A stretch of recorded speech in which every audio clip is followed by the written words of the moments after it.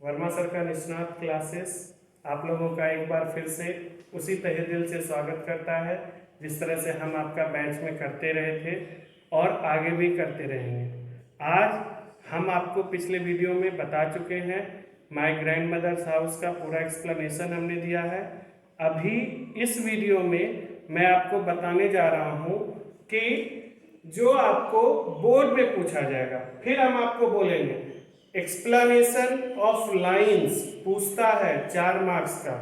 उस my grandmother's house से 2 line 3 line निकालकर आपको एक्सप्लेनेशन पूछा जाएगा बोर्ड में, जो कि आप जब क्लास में आइएगा तब हम आपको और अच्छे से एक्सप्लेन कर सकेंगे। यदि लॉकडाउन बढ़ता है तो फिर ये काम भी मुझे यहाँ बोर्ड पर और वीडियो में करना होगा, लेकिन फिलहाल इतना जरूर कर देता हूँ कि ये 5 मार्क्स जो समरी पूछता है, last to last year my grandmother's house पूछा गया था, जहां तक मुझे याद है। पिछले साल नहीं पूछा, इस साल नहीं पूछा है, हो सकता है आप में माय ग्रैंड मदर्स हाउस का समरी पूछे। समरी होता क्या है? समरी एक तरह से संक्षेप है। जो भी आपने कविता पढ़ी उस कविता को आपने समझा और फिर उसे अपने शब्दों में लिखा। तो पिछले क्लास में हम आपको बताए हैं कि कमला दास अपनी ग्रैंड मदर, अब ग्रैंड मदर या तो उनकी दादी हो सकती है या नानी हो सकती है, क्या है कोई नहीं जानता, लेकिन ग्रैंड मदर है। उनके द्वारा दिया गया प्यार वो अतुलनीय है उनकी नजर में भी, और एक साधारण मनुष्य के जीवन में भी, एक छोटे से छोटे बच्चे के जीवन में भी उसके दादा दादी या नाना नानी द्वारा दिया गया प्यार अपने आप में बहुत अजीब सा और बहुत ही सुखद एहसास, अजीब से अच्छा इसके लिए वर्ड में यूज करूं, सुखद एहसास होता है, जो कि वो बार बार कभी अकेले में बैठकर याद भी करता है। आज आप भी चाहिए अपनी आंखें बंद करके अपने दादा दादी के द्वारा दिया गया प्यार आराम से याद कर सकते हैं और समझ सकते हैं ये जो कवियत्री हैं इन्होंने आखिर क्या बोलना चाहा है। आइए, ये जो समरी है ये 5 मार्क्स का आपसे पूछेगा और इतना वर्ड्स आपको लिखना है। इस समरी में आप पहले भी जानते हैं, हम आपको पहले जो समरी पढ़ाए हैं उसमें हमने आपको एक पैराग्राफ हमेशा बोला है कि जो भी चाहे प्रोज का पूछे या पोएट्री का पूछे आपको राइटर के बारे में जरूर बताना है। तो ये जो फर्स्ट पैराग्राफ आप यहाँ देखिएगा इसमें हमने राइटर के बारे में बताया है, और ये जो सेकंड पैराग्राफ आप देख रहे हैं इसमें हमने एक्सप्लेन किया है कि आखिर मैंने इस पोएम को क्या समझा और इसको अपने वर्ड्स में मैंने एक्सप्लेन किया है। आप यहाँ देख सकते हैं कि माय ग्रैंड मदर्स हाउस ये पोएम का नाम है, इसलिए मैंने इसे इन्वर्टेड कॉमा में लिखा है। इन्वर्टेड कॉमा लिखने का आप सही तरीका इस जगह पर समझ सकते हैं। अगर आपको खूब अच्छा नंबर चाहिए बिहार बोर्ड में और आपको यह बिल्कुल उसी तरह से याद है जैसे पिछले बैच में खुशबू भारती को फायर हिम याद था और उसकी समरी जब वो पूछी थी और फोन करके जब उसने बताया था कि सर आपका जो है ना एक एक वर्ड लिख दिए थे, और फायर हिम भी हम आपको पढ़ाने वाले हैं। हमने आपसे वादा किया था कि फायर हिम एक ऐसी कविता है जब भी मैं पढ़ाऊंगा आपकी आंखों से आंसू निकाल दूंगा, लेकिन अब संयोग ऐसा है कि मुझे ये वीडियो पे पढ़ाना पड़ेगा या नहीं भी पढ़ाना पड़े महादेव जाने, लेकिन आप इस जगह पर अपने आप को थोड़ा सा इंप्रूव कीजिए। लोग जितने भी नॉर्मल से नॉर्मल लोग हैं वो अगर इस चीज को लिखेंगे माय ग्रैंड मदर्स हाउस और उसको इन्वर्टेड कॉमा में करेंगे तो एक बस ये 2 डॉट दिए, ये 2 डॉट दिया, उनका इन्वर्टेड कॉमा बंद हो गया। लेकिन जो मेरे स्टूडेंट होते हैं, खासकर वर्मा सर के स्टूडेंट होते हैं, वो इन्वर्टेड कॉमा को इस तरह से लिखते हैं। देखिए यहाँ ये ऐसे ऊपर खुला हुआ फिर नीचे ऐसे कॉमा, और यहाँ जब राइट हैंड साइड का कॉमा होता है तो यहाँ नीचे जाकर हम इसको डार्क करते हैं, इसीलिए इसका नाम इन्वर्टेड कॉमा है। इन्वर्टेड यानी कि उल्टा, वही व्युत्क्रम जो आप 10वां क्लास में द्विघात समीकरण में पढ़ के आए हैं, संख्या और उसका व्युत्क्रम। तो इसी व्युत्क्रम को, इस इन्वर्टेड को हम लोग कहते हैं। और इस तरह से जब कोई लड़का या लड़की या कोई भी विद्यार्थी जब इस चीज को लिखते हैं यहाँ पर, तो पहला first impression is the last impression. और ये देखते ही जो भी टीचर आपकी कॉपी सह रहे होते हैं उनके मन में एक बात जगती है कि इस बच्चे को, इस विद्यार्थी को कुछ ना कुछ अच्छा जरूर आता है। तो चलिए चलते हैं। My grandmother's house is an important autobiographical यानी अपने जीवन पर आधारित आत्मकथा। ऑटोबायोग्राफी का मतलब होता है आत्मकथा। तो my grandmother's house is an important autobiographical poem composed by an outstanding Indo-Anglian poetess Kamala Das.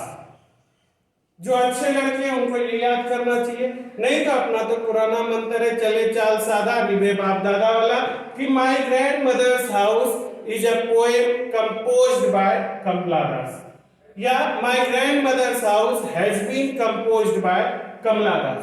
तो my grandmother's house is an important, एक महत्वपूर्ण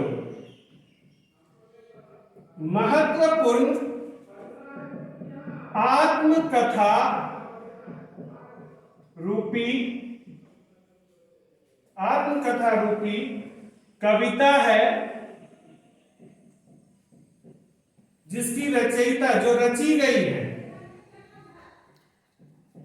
गई है एंड आउटस्टैंडिंग मतलब अतुलनीय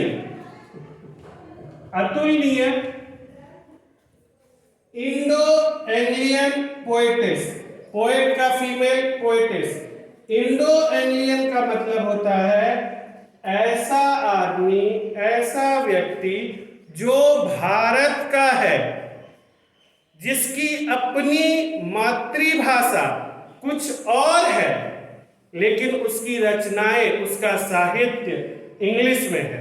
तो इंडो एंग्लियन ऐसे ही आदमी को कहा जाता है जो भारत का होते हुए भी, जो अपने, आपको हम कमला दास के बारे में बताए हैं, इनकी अपनी लैंग्वेज साउथ की है, ये इंडियन है और इन्होंने इंग्लिश में अपनी रचनाएं की हैं, इसलिए इनको इंडो एंग्लियन पोएटेस कहा गया है, पोएटेस कमला दास। तो माई ग्रैंड मदर हाउस एक बहुत ही महत्वपूर्ण कविता रूपी आत्मकथा है जो कि एक अतुलनीय कवियत्री कमला दास द्वारा रची गई है।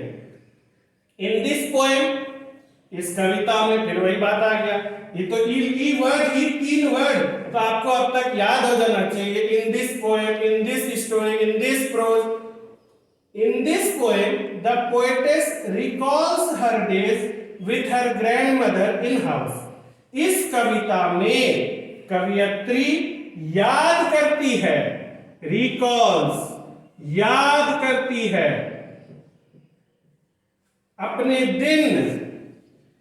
वो दिन जिसको याद करके इन्होंने पूरी कविता रच दी। इस कविता में कवियत्री याद करती है अपने वो दिन जो उन्होंने अपनी ग्रैंड मदर के साथ बिताए हैं उनके घर में। ये तो हो गया हमारा पोएम का एक स्टैंजा का हमने एक्सप्लेन किया कि आखिर ये व्हाट इज ऑल अबाउट, ये जैसा कि पोएम क्या है, कैसे है, न है। अब अगला स्टैंजा चलते हैं, देखते हैं। इसमें जैसे कि हम लोग इस स्टैंजा इस पैराग्राफ को देखते हैं, यहां पर आकर आपको पैराग्राफ चेंज करना है। पैराग्राफ चेंज करने का नियम भी फिर एक बार बता देते हैं। आप कोई लाइन लिख रहे हैं और उसके बाद आपको पैराग्राफ चेंज करना है, तो जहां पर आपने खत्म किया है उससे ठीक वाली लाइन पर से आपको वहीं से शुरू करना है। कभी कभी स्टूडेंट्स के साथ क्या होता है कि वो अपनी कॉपी के लास्ट लाइन तक जा चुके होते हैं, लास्ट छोर तक, और उसके बाद उनको चेंज करना होता है, तो वो आधी दूर से अपना चेंज करके फिर आगे बढ़ सकते हैं। इससे आपका पोएम या आपका समरी या आपका जो भी रचना है वो देखने में आपको बहुत अच्छा लगता है, किसी को भी आपकी कॉपी देखने में अच्छी सुंदर लगती है। At a young age she was very beautiful. अपने दिनों में, अपनी खूबसूरती के दिनों में वो बहुत खूबसूरत थी। कौन बहुत खूबसूरत थी? यह कवियत्री बहुत खूबसूरत थी। इन्होंने इस खूबसूरती का जिक्र जिस कविता छंद से, जिस कविता काव्य संग्रह से लिया गया है, माय ग्रैंडमदर्स हाउस यानी समर इन कोलकाता से, तो उसमें इन्होंने इस खूबसूरती का जिक्र किया है। At her young age she was very beautiful, she was living with her grandmother happily. वाह, ये तो सिंपल है। She was living with her grandmother, वह अपनी ग्रैंडमदर के साथ सुखपूर्वक, खुशीपूर्वक रह रही थी। नाउ, अब द पोएटेस जो कवियत्री हैं, is living at other place, वह किसी और जगह, अन्य स्थान पर वह रह रही है अभी इस वक्त फिलहाल। Now the poetess is living at other place. हाँ, हालांकि ये जो 11/5/2020 को क्लास है, इसमें वो अगली जगह पे नहीं रह रहे, वो परमात्मा के पास है, रेस्ट इन पीस है, रिट में है। इसलिए now the poetess is living at other place, जिस समय ये कविता लिखी गई है उस समय की चर्चा है कि इस समय वह किसी अन्य जगह पर रह रही है। हर ग्रैंडमदर इज डेड, उनकी दादी माँ, नानी माँ जो भी है ग्रैंडमदर, वो मर चुकी हैं। And her grandmother's house is neglected, और उनके ग्रैंडमदर के घर को नेग्लेक्ट कर दिया गया है। ऐसा नेग्लेक्ट कर दिया गया है कि उनकी खिड़कियों के कांच पर भी धूल की एक ऐसी मोटी परत जम गई है जिससे बाहर से झांकने पर भी अंदर धुंधला तक नहीं दिखाई देता। इसलिए यहाँ पर कविता में हम लोगों ने देखा कि पोएटेस ने ब्लाइंड शब्द का यूज किया है। Now the poetess is living at other place, अब कवियत्री किसी और जगह रह रही है। हर ग्रैंडमदर इज डेड, उनकी ग्रैंडमदर का देहांत हो गया है। हर ग्रैंडमदर्स हाउस इज नेग्लेक्टेड, उनके ग्रैंडमदर के हाउस को नेग्लेक्ट कर दिया गया। नेग्लेक्ट कर दिया गया यानी नकार दिया गया है, नकार दिया गया है, मतलब कोई उसका वैल्यू ही नहीं दिया गया है, नकार दिया गया है। एंड फॉरलोर्न, और उनकी ग्रैंडमदर का हाउस सुनसान है। फॉरलोर्न का मतलब होता है सुनसान। द पोएटेस, यहां कवियत्री को the poetess lakhs earlier Joy and happiness, simple सा लिखे हैं ये। आप इसको और अच्छे से लिखना चाहते हैं, वर्ड बढ़ाना चाहते हैं, तो the poetess feels लैकनेस of earlier Joy and happiness in her life, ऐसे भी लिख सकते हैं, लेकिन साधारण सिंपल शब्दों में the poetess lakhs earlier Joy and happiness, कवियत्री को अपनी शुरुआती दिनों की, खुशी भरे दिनों की और खुशी और हर्ष दोनों की कमी, लैक मतलब होता है कम होना, LACK, लैक, इसको बोलते हैं लैक। लैक मतलब होता है कमी, कहीं कमी होना, तो उनको अपने पुराने दिनों के हर्ष और खुशी की कमी होती है। सी विशेष, विश यानी इच्छा, सी विशेष टू गो बैक, इसका मतलब होता है she wishes to go back to her native home. Native home अपना खुद का पैतृक होम, पैतृक, she wishes to go back to her native home, वह अपने पैतृक घर जाने की इच्छा रखती है, but is unable to go there, लेकिन वह वहां जाने में सक्षम नहीं है। अनएबल का मतलब होता है सक्षम नहीं होना।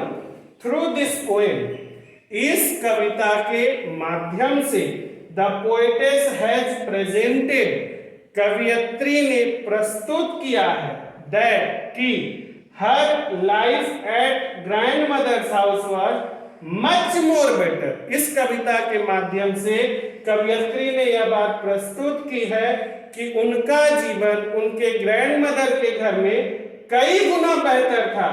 देन, THAN, देन, कंपैरिजन हो रहा है, much more better than her life at strangers door.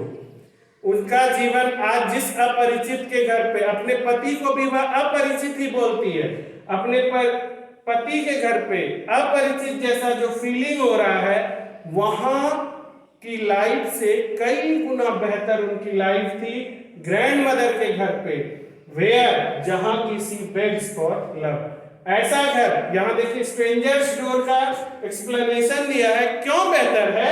क्योंकि इस स्ट्रेंजर्स डोर पर वो बार बार भीख मांगती है, प्यार की भीख मांगती है। Strangers door where she begs for love, beg यानी कि भीख मांगना। ठीक है, इतना सा ये समरी है। इस समरी को आप याद कर लीजिए, लिख लीजिए। जो कमजोर विद्यार्थी हैं हमारे, वो देखिए, हम किसी विद्यार्थी को कमजोर मजबूत कहीं अपने दिमाग से लोग कमजोर मजबूत खुद को समझते हैं। आप एक ही चीज को 10 बार 12 बार 15 बार लिखिएगा। और आजकल लॉकडाउन में तो और भी आपके पास समय है। घर पर रहिए, सुरक्षित रहिए, लेकिन मेहनत करते रहिए, क्योंकि परीक्षा होनी है। परीक्षा का संधि विच्छेद ही है परीक्षा, दूसरे की इच्छा, और दूसरे की इच्छा पर किसी का काबू नहीं है। आप और हम नहीं जानते थे कि होली से पहले छुट्टी देंगे, तो आज 69 दिन हो जाएंगे हमको और आपको मिले हुए। लेकिन क्या जाने अब ये कितनी दिन और बढ़ेगा या कम होगा। हम तो यही भगवान से प्रार्थना करते हैं कि सब लोग सुरक्षित रहे और जितनी जल्दी हो सके ये सब कुछ खत्म हो। फिलहाल घर पर बैठे बैठे आप इसे अपनी कॉपी में उतार सकते हैं और थोड़ी ही मेहनत में, थोड़े से कम समय में आप इसे अच्छे से लिख कर अपनी कॉपी में याद करें। 10 बार 12 बार लिखें। जिन शब्दों का उच्चारण नहीं आता है, आपके पास मेरा टेलीफोन नंबर है, आप उस पर सुबह से लेकर शाम तक में, शाम 5 बजे तक में, सुबह 5 से शाम के 5 बजे तक में कभी भी फोन करके हमसे पूछ सकते हैं। आपका सहयोग अच्छा रहेगा तो इसी तरह से हम वीडियो डालते रहेंगे। अभी बताए गए समरी में जो भी हार्ड वर्ड्स हैं वो मैंने आपको यहाँ पर लिख कर दे दिए हैं। ये वर्ड है, ये उच्चारण है और ये उसका अर्थ है। इसे आप आराम से वीडियो को पॉज करके, चाहे तो स्क्रीनशॉट ले सकते हैं या वीडियो पॉज करके आप इसे अपनी कॉपी में भी लिख सकते हैं। माय ग्रैंडमदर्स हाउस मेरी तरफ से इतना ही है। थोड़ा बहुत जो क्वेश्चन आंसर है वो जब आप और हम मिलेंगे उसके लिए तो आपको क्लास आना पड़ेगा। निष्णात क्लासेस में फिर से उसी तरह से बाहर आएगी आपके आने के बाद। लेकिन जब तक सरकार का आदेश नहीं है तब तक घर पर रहिए, सुरक्षित रहिए, मेहनत करते रहिए।